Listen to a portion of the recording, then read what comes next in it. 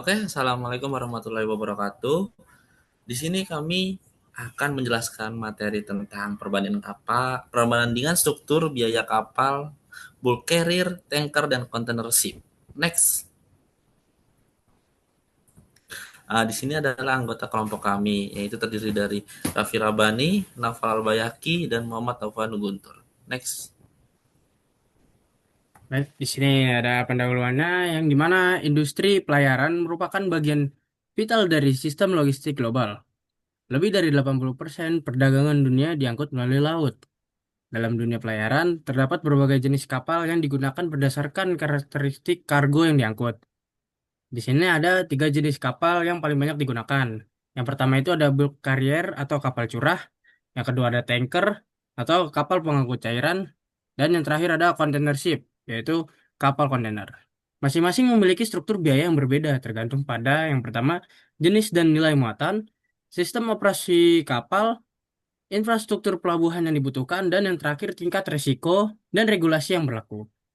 Di sini ada karakteristik kapal. Kita ambil contoh bulk carrier dengan aspek jenis muatan yaitu muatan curah kering seperti biji besi, batu bara, dan gandum.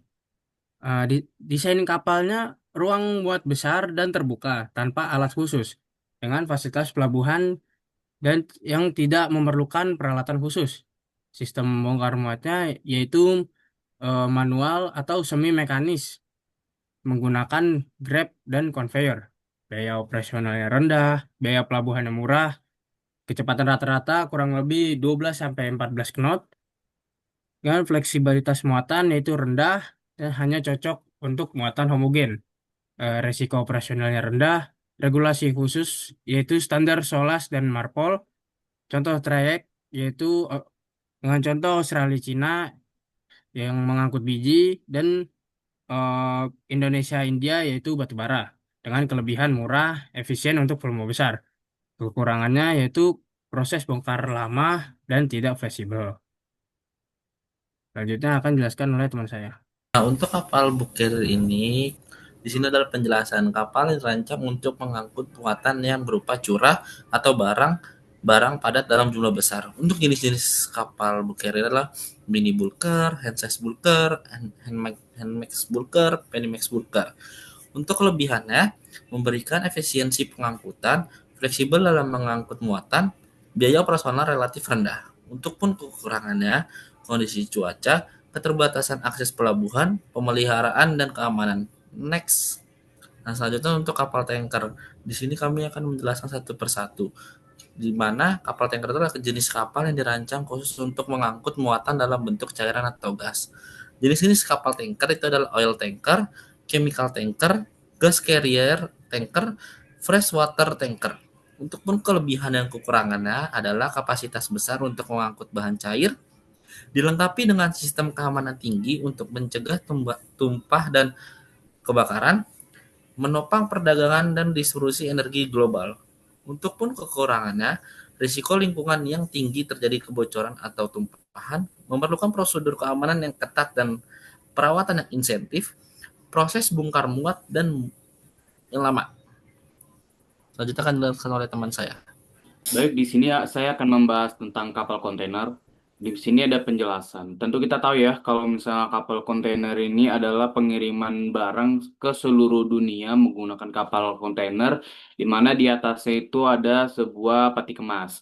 Nah, peti kemasnya itu biasanya menggunakan 20 feet dan 40 feet. Nah, di sini ada jenis-jenis kapal kontainer yang sering digunakan, di mana yang pertama adalah small feeder atau feeder di mana dengan ukuran di bawah dari 300 TEU. Kemudian Panamax. Panamax ini merupakan kapal kontainer yang biasa melewatin terusan Panama, di mana dengan ukuran 3.000 sampai 5.100 TEU. Kemudian ada Post Panamax dengan ukuran 5.100 sampai 10.000 TEU. Kemudian New Panamax dengan ukuran 10.000 sampai 14.500 TEU. Kemudian Ultra Large Container Vessel atau ULCV di mana ukurannya itu di atas 14.500. Kemudian ada kelebihan. Di sini ada efisiensi dan kecepatan penanganan kargo. Kemudian biaya per unit kargo lebih rendah. Kemudian konsolidasi kargo. Kemudian terlindungi dari cuaca dan pilihan. Kemudian ada namanya intermodalitas dan konektivitas rantai pasok.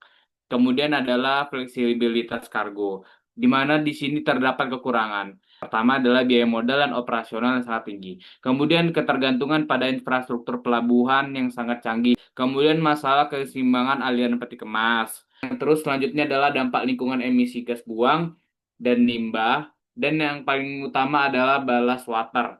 Nah, yang terakhir adalah kehilangan peti kemas di laut. Next. Di sini ada struktur biaya kapal. Di sini kok ada perbedaan dari container ship, bulk carrier, dan tanker. Di sini container ship itu rata-rata sangat tinggi ataupun tinggi untuk biayanya. Next. Nah, ini merupakan kesimpulan di mana kapal bulk carrier ini biaya modalnya itu DWT-nya rendah. Kemudian kapal tankernya itu biayanya tinggi. Kemudian ada kapal kontainer.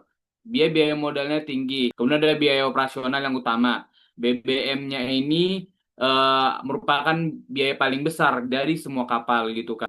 Terus biaya kapal lebih tinggi itu ya, pada kapal kontainer dan kapal tanker. Kemudian ada biaya pelabuhan dan penanganan kargo sangat signifikan pada kontainer, meliputi terminal handling, charges yang besar.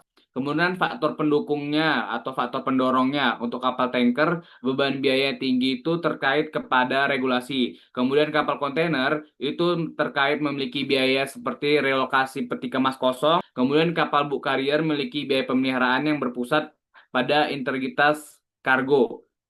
Next. Demikian yang bisa disampaikan kelompok kita. Lebih kurangnya, Assalamualaikum warahmatullahi wabarakatuh.